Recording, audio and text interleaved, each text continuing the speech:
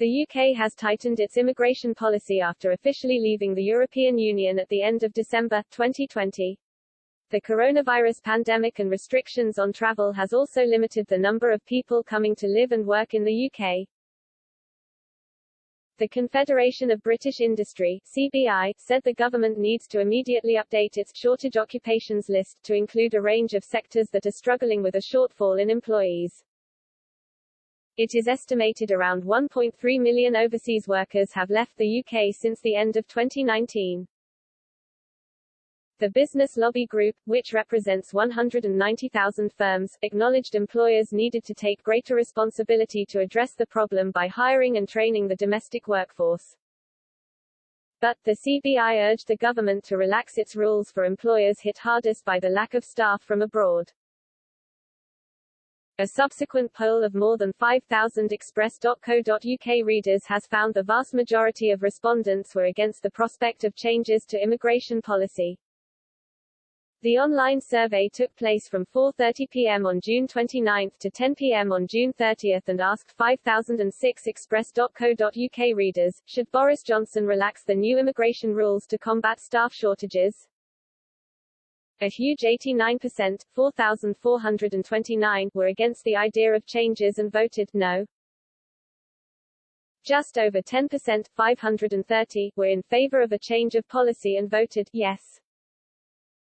Meanwhile, less than 1%, 47, remained unsure and said they did not know.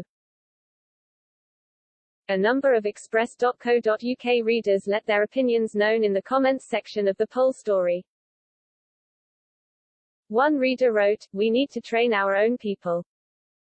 A second added, "We have plenty unemployed people in this country before opening up the borders again." A third commented, "We should only relax the immigration rules when we are at full employment for those who are able to work."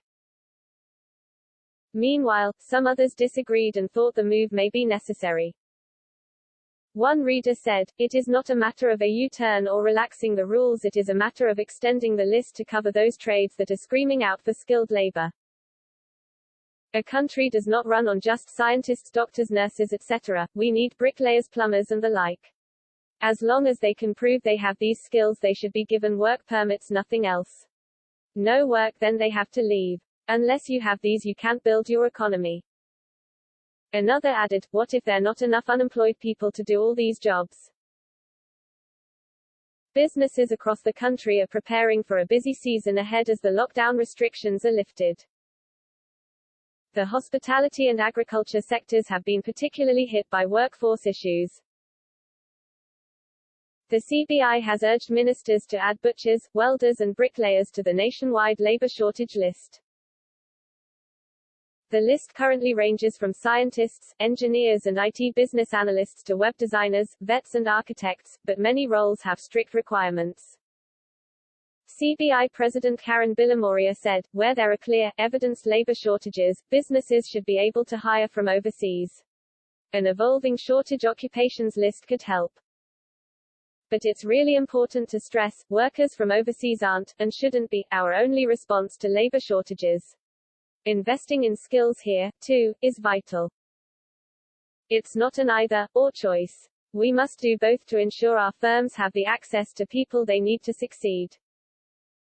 A government spokesperson said, "Employers should invest in our domestic workforce instead of relying on labor from abroad.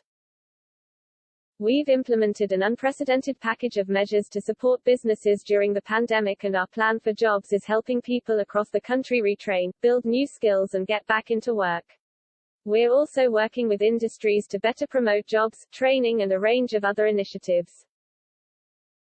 The government carefully considered the Migration Advisory Committee's findings and recommendations on the shortage occupation list, but decided not to make wide-scale changes while we monitor the new skilled worker route and assess how the UK labour market develops and recovers post-pandemic.